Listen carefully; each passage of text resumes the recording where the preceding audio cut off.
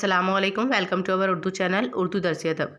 बच्चों, अभी तक हमने जो एमपी बोर्ड का सिलेबस देखा था उसमें कुछ चैप्टर रिड्यूस किए गए हैं, जिसमें से सबक नंबर 5 तंज़ुम-ए-ज़ा रिज़ल्ट आउट वाला चैप्टर हटा दिया गया। ये मैंने आपको नहीं पढ़ाया है।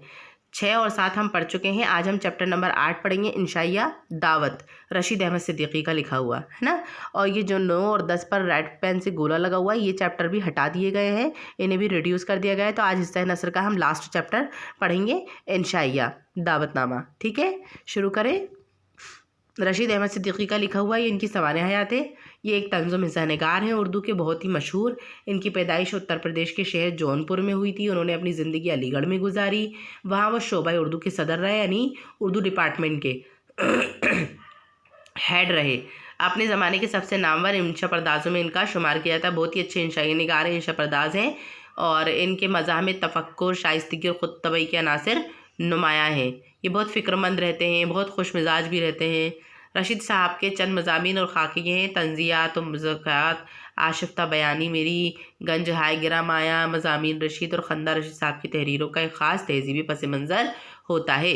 मुस्लिम मुतवस्सित तबके की माशरती ज़िंदगी के बहुत दिलावेज़ मुरक्के हमें उनकी तहरीरों में मिलते हैं, है ना। ये एक सवाने हयात के तौर पर है, ये आपको ऐसी कैसी ही याद करनी है।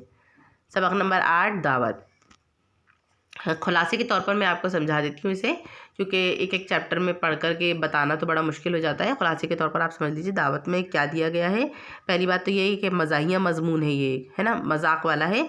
और इसमें उन्होंने क्या करा है, रशीद अहमद सिद्दीकी ने वक्त बेवक्त की दावतों से होने वाली परेशानियों का जिक्र किया, जो हर कभी हो जाया करती हैं। एक मशहूर मिसाल है कि मुझे मेरे दोस्तों से बचाव का जिक्र करते हुए मुसन्निफ़ ने कहा कि एक मिसाल ये भी होना चाहिए कि मुझे दावतों से बचाओ, है ना।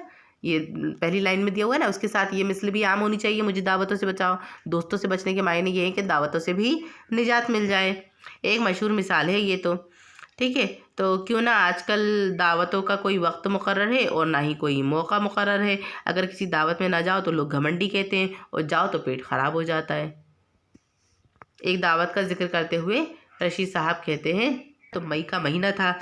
उस दावत में सारी बस्ती के लोगों को बुलाया गया था। जगह की कमी होने की वजह से जिसको जहाँ जगह मिली बैठ गया, और ख़ुद मुसन्निफ़ भी एक नीम के दरख्त की जड़ में जाकर बैठ गए। खाना लगा दिया गया। पास ही में एक कुत्ता बैठा हुआ था। एक बच्चे ने कुत्ते के सामने हड्डी फेंक दी।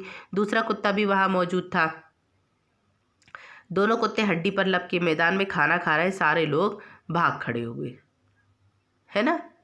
क्या हुआ इसमें, सारा का सारा खाना भी ख़राब हो गया, दावत भी ख़राब हो गई। अपनी एक और दावत का जिक्र करते हुए बोलते हैं, फिर वो एक और जगह से दावतनामा आया। हमारे मेज़बान वहाँ के मुअज़्ज़ज़ दौलतमंद तरीन लोगों में से थे, है ना। मेज़बान यानी जो उनके यहाँ, जिनके यहाँ दावत थी, वो बहुत ही आला किस्म के लोग थे, दौलतमंद आदमी थे। बहुत ही आला तरीके से घर सजा हुआ था। कमरे के अंदर जाकर देखा तो ऐसा मालूम हुआ कि दुनिया की सबसे बड़ी आदमी का ऑपरेशन होने वाला है, ऐसा मालूम हो रहा था। जब जाकर देखा तो ड्राइंग रूम में पहुँचे तो तारे नज़र आने लगे, है ना, क्योंकि हर तरफ सफाई, सामान, जराही के कुछ नज़र नहीं आता था।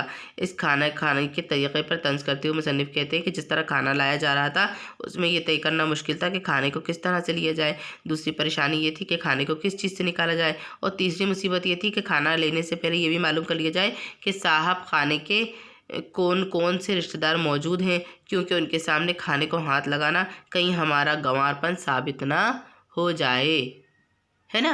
तो ये बोल दिया गया था। फिर दावत में खाना खिलाने के तरीक़े पर वो तंज़ करते हुए बोलते हैं कि इस तरह खाना खिलाया जाता है कि जैसे मेहमान की 7 पुश्तों तक खाना खिलाया जा रहा है। एक मामूली सा कौरमा जो हर इंसान अपने घर में भी खाता है, लेकिन दावत में उसकी इस तरह तारीफ़ कराई जाती है कि खाने वाले को उससे नफ़रत होने लगे। इसके बाद मुसन्निफ़ दूसरी परेशानी का जिक्र करता है। बोलता है कि मेज़बान हिमाकत और मोहब्बत के सिलसिले में इसरार करते हुए आप चाहें या ना चाहें आपकी प्लेट पे खाना उतार देंगे, है ना, होता है ना। और खाने के लिए इसरार करेंगे और बार बार कहेंगे कि ये क्या आपको खाना पसंद नहीं आया, सब कुछ बहुत जल्दी में हुआ, आपके लिए कुछ इंतज़ाम न कर सका। इस तरह की दावत से मुसन्निफ़ ने नफ़रत का इजहार किया है। आगे कहते हैं कि कुछ दावतें ऐसी होती हैं जहाँ अजीब अजीब किस्म के बदतमीज़ों से वास्ता पड़ता है ना। अजीब अजीब किस्म के लोगों के खाने खाने के अंदाज पर नज़र करते हुए कहते हैं, तंज करते हैं वो कि कुछ लोग तो सालन में उंगलियां डुबो देते हैं, कुछ तो इस तरह खाना खाते हैं कि सर्कस के घोड़े को चाबुक लगा रहे हों।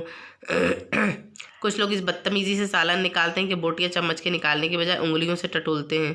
और पानी इस तरह पीते हैं, भरी हुई बोतल हलक में उंडेल दी जाती है। सालन में सनी हुई उंगलियां रोटी से पोंछेंगे और डकार इस तरह लेंगे दूसरे के दस्तरखान पर नहीं, अपनी चारपाई पर हैं। इस तरह के तंज़िया मज़मून लिखने का शायर का एक मकसद ये भी है कि आज हम अपने ऊपर गौर व फिक्र करें कि दावतों में हमारा अपना अमल कैसा होता है। लिखे हुए मज़मून में कोई ना कोई बात हमारे ऊपर तो फिट नहीं हो रही है ना। तो इस तरह की दावतों से हमें बचना चाहिए। समझ में आया इस चैप्टर का खुलासा? बहुत ही इजी चैप्टर है। दावत नामे के बारे में ही बताया कि कहाँ कहाँ किस तरह की दावत होती है, कैसे लोग खाना खाते हैं, किस किस तरह के मज़ाहिया किस्से होते हैं। ठीक है, आज की क्लास में इतना ही। बाकी नोट्स मैं आपको व्हाट्सएप के ज़रिए सेंड कर दूँगी। इजाज़त दीजिए मुझे बच्चों, अल्लाह हाफिज़।